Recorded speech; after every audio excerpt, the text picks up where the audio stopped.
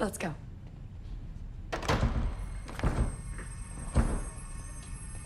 Trina, you broke the door.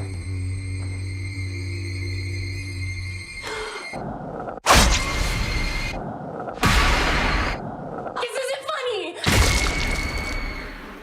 Candyman is back. This time around, an artist makes the legend the focus of his latest works. Along the way, the legend grows and people start to die rather mysteriously.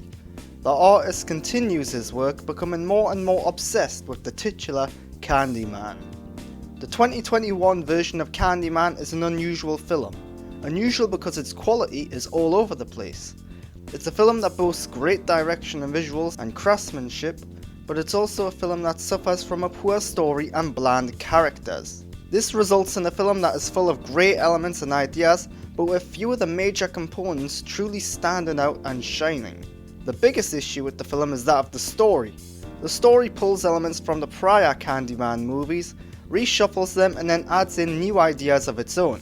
The problem is that along the way, the film loses its focus and certain story elements in the final act become very abrupt and unclear. It's almost as if the director and or editor cut out large chunks of the final act, resulting in a rush to the ending, and as such a story that feels incomplete and under development. Adding to this issue is the portrayal of certain characters and their motivations. Towards the back end of the film, certain characters make major decisions and go on significant arcs. The problem is that the motivations for these decisions and arcs is lacking. One such character seemingly goes crazy out of nowhere, with little explanation as to why or how. They were not depicted as unhinged, loose or troubled prior to this moment, so the turn is very sudden and odd. One of the positive elements of the story is its strong use of social commentary, which helps give the film a purpose and point. The film tackles many issues such as racism, police brutality, gentrification and more. It's commendable that it manages to do all of this with such a short running time. While this is a good thing, it could be much better. Many of these topics and issues could have been further explored and fleshed out. The result is a film that wants to say a lot but often fails to say it. In terms of the characters, the main cast are very well acted, with each of their characters feeling like real believable people. The problem with the main characters is that while they are fully fleshed out and well acted, they aren't all that interesting. The main characters are a little too normal and realistic, which makes it very hard to root for them or to get invested in their journey throughout the film. The side characters fare a little better in this regard, with many of them having quirks and unique personalities, albeit without the full fleshing out that the main characters have. While this adds some interesting personality to the film, it does mean that the side characters often feel as though they're from a different film to the main cast. The final issue relating to the story is that of the genre.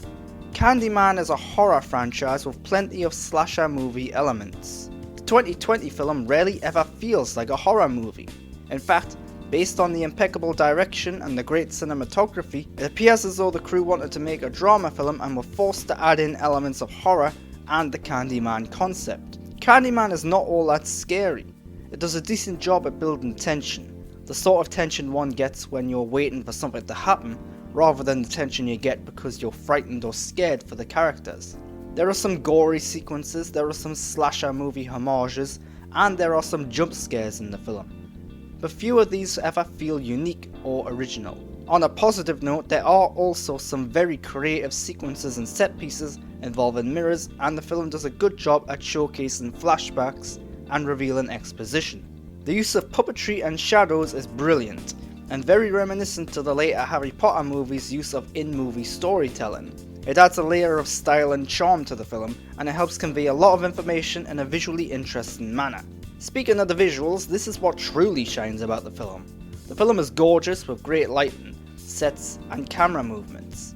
A lot of care and attention has gone into how the film looks and what we, the audience, can see at any given time.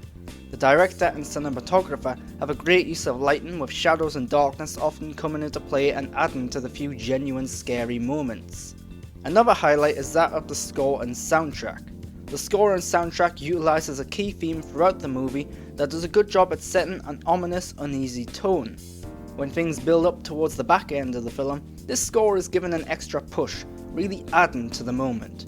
The 2021 Candyman is a disappointing film. It's a horror film that does not know what it wants to be. The film often ventures too close to being a straight up drama film, thanks to its visuals and use of social commentary.